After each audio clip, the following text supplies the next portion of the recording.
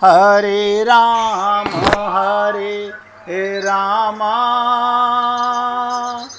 राम राम हरे हरे, हरे कृष्ण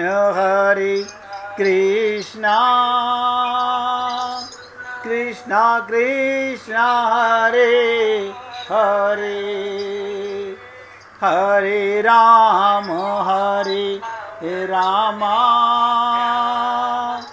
राम राम हरे हरे, हरे कृष्ण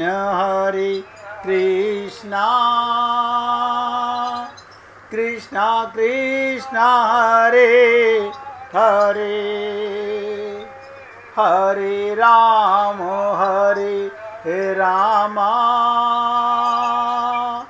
राम राम हरे हरे, हरे कृष्ण कृष्ण कृष्ण हरे हरे, हरे राम राम राम हरे हरे। सभी पुण्य आत्मा 2-3 एग्जाम्पल देकर के समझने और समझाने का प्रयत्न करते हैं। मुझे बताइएगा, आपने अभी पानी में बुलबुला देखा? हाँ देखा। किसने देखा? आँख ने। जब आपको पक्का विश्वास है ये बुलबुला है, अरे दिख रहा है, हमें विश्वास नहीं होगा। बिल्कुल ठीक है, आप सही कह रहे हो। अब आप जब बुलबुला मिट गया, आप मुझे बताइए वो बुलबुला पानी में से निकाल के दिखाइए, ये था बुलबुला। कोई निकाल सकता है पानी में से ये था बुलबुला? कोई लहर निकाल सकता है ये लहर थी?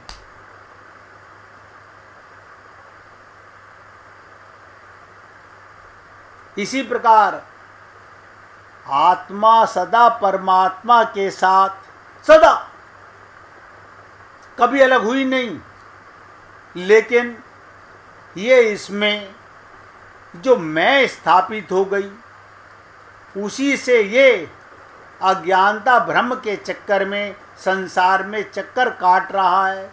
अब आजकल नवरात्रे हो रहे हैं, बहुत से लोग घर में उपवास रखते हैं। अरे बाबा, बुद्धि लगा के समझ तो लो, उप माने क्या और बास माने क्या? उप माने करीब, बास माने रहना। किसके पास हो, किसका उपवास कर रहे हो? हम माता जी का उपवास कर रहे हैं। माता जी के पास मन है? नहीं नहीं, वो तो शाम को खाना खा के उपवास खत्म। अब बताओ, इससे माता जी प्रसन्न हो जाएंगी? इससे देवी जी प्रसन्न हो जाएंगी?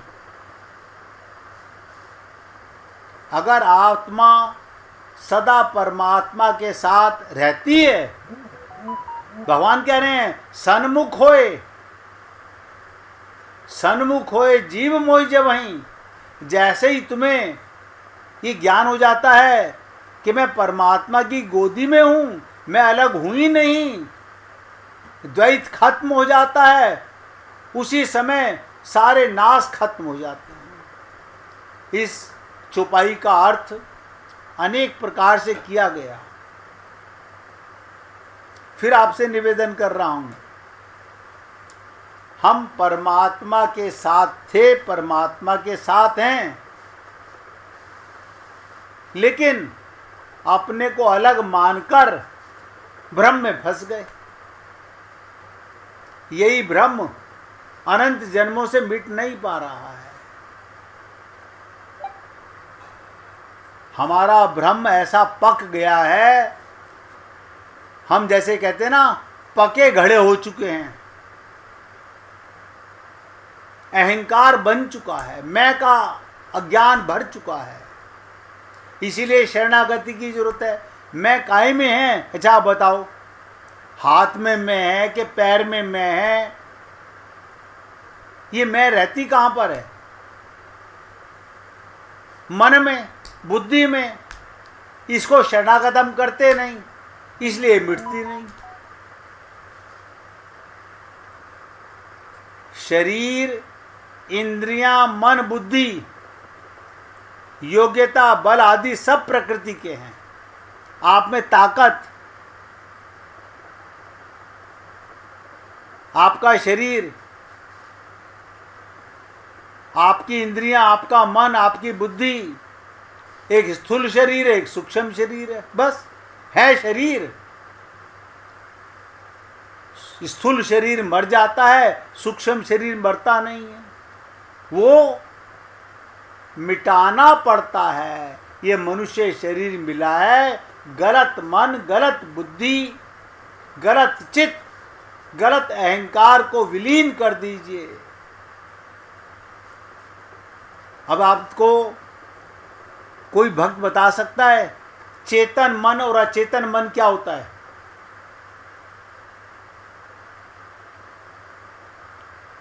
किसी को ज्ञान है चेतन मन और अचेतन मन? कोई बात नहीं, चिंता की बात नहीं आत्मा है जी। जब तक हम चेतन है, जब तक आत्मा हमारे अंदर है तब तक हम चेतन है। अच्छा, और जब आत्मा नहीं रहेगी तो फिर हम अचेतन गलत, पूरा गलत। हैं। शरीर अचेतन है और जब आत्मा अंतर करती है तो चेतन हो जाते हैं। ना मैं वही तो बताना चाह रहा हूँ मेरे भाई। ठीक है। शरीर का मन, माइक मन, प्राकृतिक मन,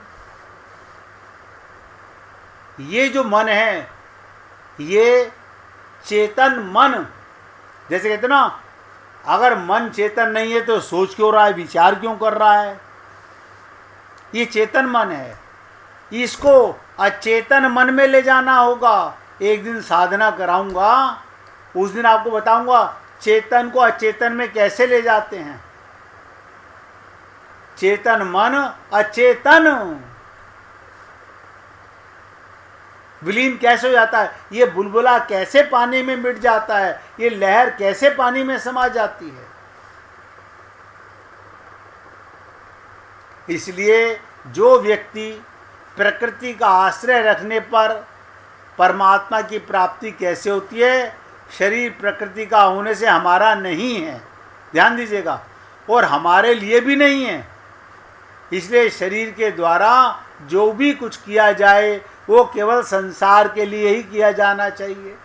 ये शरीर मिला ही संसार के लिए। हम ये नहीं करेंगे, हम ये नहीं करेंगे, अरे तो मिला ही संसार के लिए, और क्या करोगे? किसी ने समझने का प्रयत्न नहीं किया। इस देह में हरि मिलत हैं, मगर किसको मिलत हैं वहां तक कोई जाता ही नहीं। शरीर से प्रयत्न कर रहे हैं, उपवास कर रहे हैं, पूजा कर रहे हैं, पाठ कर रहे हैं, मंदिर जा रहे हैं, सत्संग सुन रहे हैं। ध्यान दो, शरीर से क्या करने का है? जप करो, ध्यान करो, पूजन करो, तीर्थ व्रत आदि जो कुछ भी किया जाए, बस इस भाव से किया जाए कि दूसरे का भला करने के लिए कर रहा हूं ये सेवा है। अपने लिए कुछ भी करना भोग है, योग नहीं है। योग माने कर्म योग। हमारे नरेंद्र भाई साहब को ये रटा हुआ था कि कर्म, बहुत मुश्किलों में समझाना पड़ा, कर्म योग करो। अपने लिए किया हुआ कर्म तो पाप है। जो कर्म भगवान के निमित्त किया जाए, सेवा मान के किया जाए, वो योग है। तात्पर्य हुआ शरीर संसार का अंश है, नोट करो। इसलिए शरीर से होने वाली प्रत्येक क्रिया संसार के लिए ही है, हमारे लिए नहीं है। हमारे लिए केवल परमात्मा है। अब बताओ, एक स्त्री व्रत रख रही है, पति से कह रही है मुझे हाथ मत लगाओ, मैं अशुद्ध हो जाऊंगी, मतलब मिट्टी के शरीर अशुद्ध हो जाएगा। उसकी ये तो ज्ञान है, खोपड़ी में भरा हुआ है गंदगी। अरे शरीर मिला ही दूसरे की सेवा करने के लिए है। इस शरीर का अचार डालोगे, क्या क्या करोगे इसका? मगर ज्ञान नहीं है, मूर्ख मन में पता नहीं क्या क्या भर रखा है। इसलिए मैं आपको बता रहा हूं, शरीर से होने वाली प्रत्येक क्रिया संसार के लिए ही है, हमारे लिए नहीं है, आत्मा के लिए नहीं है। हमारे लिए केवल परमात्मा है, क्योंकि हम उन्हीं के अंश हैं। पराश्रय और परिश्रम भोग है। जो पराश्रय को छोड़कर भगवद आश्रय को अपनाता है और परिश्रम को छोड़कर विश्राम को अपनाता है। आप और हम लोग परिश्रम के चक्कर में लगे हुए हैं।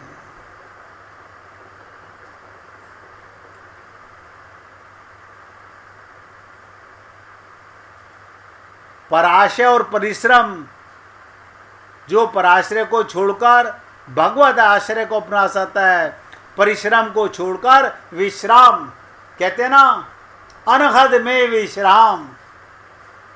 सुन लीजिए द्वारा, जात हमारी ब्रह्म है, मात पिता है राम, गृह हमारा शून्य में, अनहद में विश्राम। है, हमें तो एक पल का विश्राम है, सुबह से गधे की तरह लगे रहते हैं, ये कर ये कर ये कर। अरे तो बाबा, वो तो संसार के लिए शरीर कर रहा है, तुम तो अचेतन मन हो, परमात्मा में अपने को महसूस करो। उसको कोई कष्ट नहीं होता किसी के मरने का, आत्मा को दुख नहीं होता। क्या क्या बताऊं मैं आप लोगों को।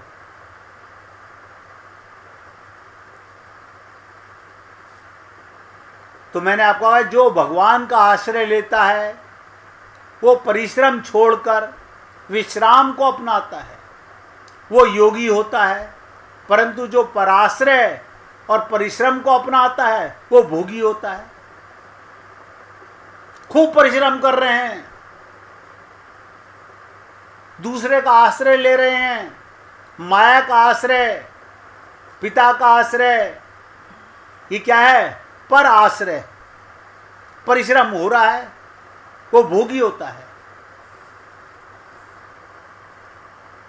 चर्चा करने के लिए बहुत लंबी है, लेकिन यहाँ पर चर्चा मैं आपके साथ करना चाह रहा था कि भगवान शंकर को दो ने देखा। अरे बाबा, उनके ससुर ने ही अपने दामाद को नहीं समझ पाए, जबकि वो प्रजापति हैं।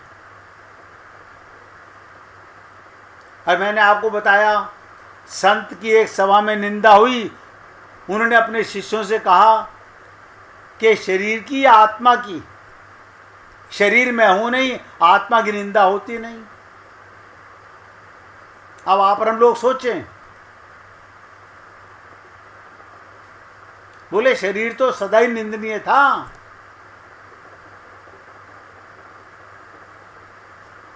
और मैं भी सदा उसकी निंदा करता रहता हूं।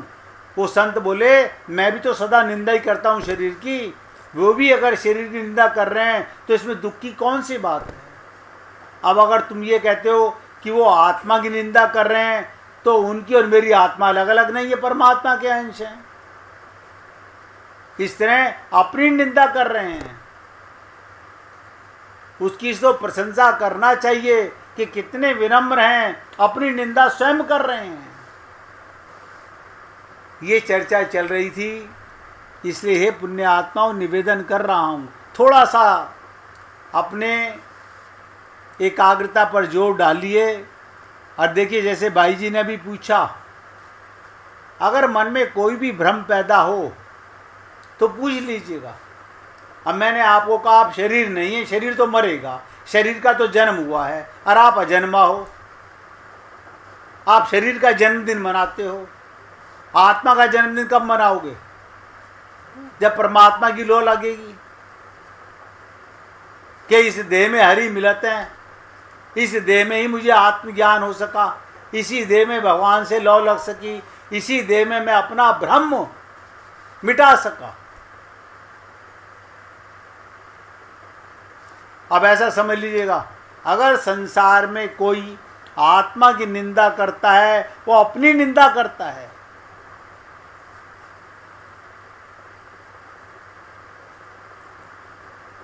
ये अद्वैत वृत्ति ही मुख्य वृत्ति है, व्यापक वृत्ति है। जहाँ इसकी समग्रता है वहाँ कहाँ मर्यादा, कैसी मर्यादा। अब बहुत ध्यान से सुनो, भगवान शंकर के गले में जो मुंड माला है, शरीर पर चिता भस्म है, ये क्या है? ये जीवन का सत्य है। भक्त जब भगवान शिव को देखते हैं, ध्यान दो, भक्त जब भगवान शिव को देखते हैं तो उन्हें संसार की अनित्यता दिखाई देती है, उनके अंतःकरण में सत्य की अनुभूति होती है। अब भगवान शंकर से उन्हें वैराग्य की प्रेरणा मिलती है, वैराग्य की प्रेरणा मिलती है। ये भक्तों की भाव है। असुरों, असद बुद्धि वाले लोगों में उच्च श्रृंखला की प्रेरणा मिलती है, बिगड़ने की प्रेरणा मिलती है, और भक्तों को सद्वृत्ति वाली वैराग्य की प्रेरणा मिलती है। आप और हम लोग भगवान शंकर के भक्त हैं, अगर वैराग्य नहीं है तो आप बेकार झूठ बोलते हो। हम भगवान शंकर के भक्त हैं।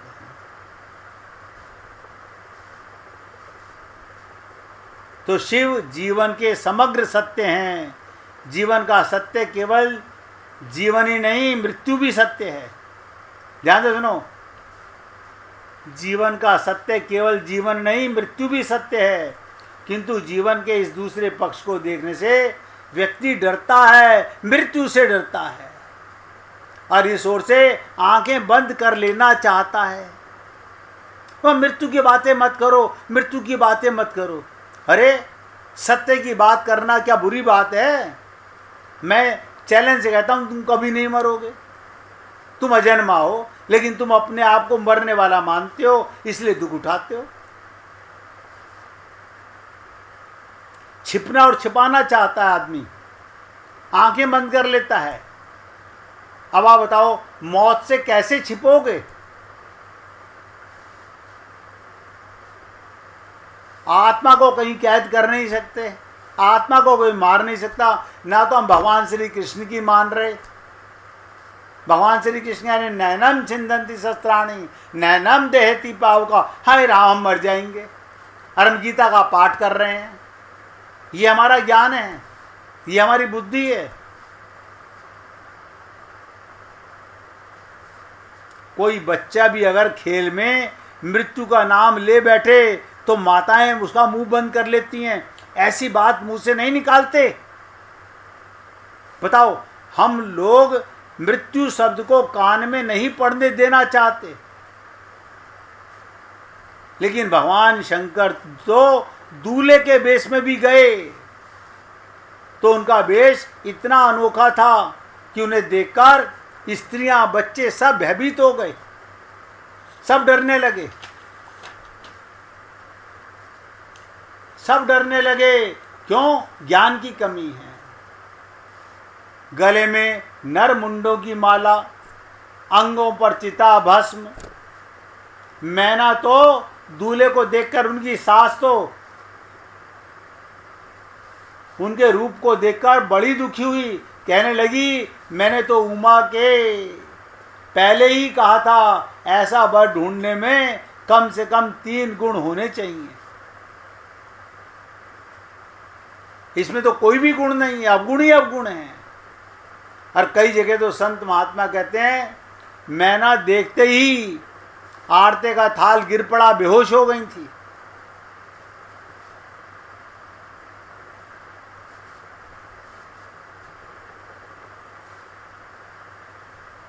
और क्या कहा था मैना जी ने पार्वती को, जो घरू बरू कुलु होए अनूपा, करी विवाह सुता अनुरूपा। इसकी चर्चा करेंगे।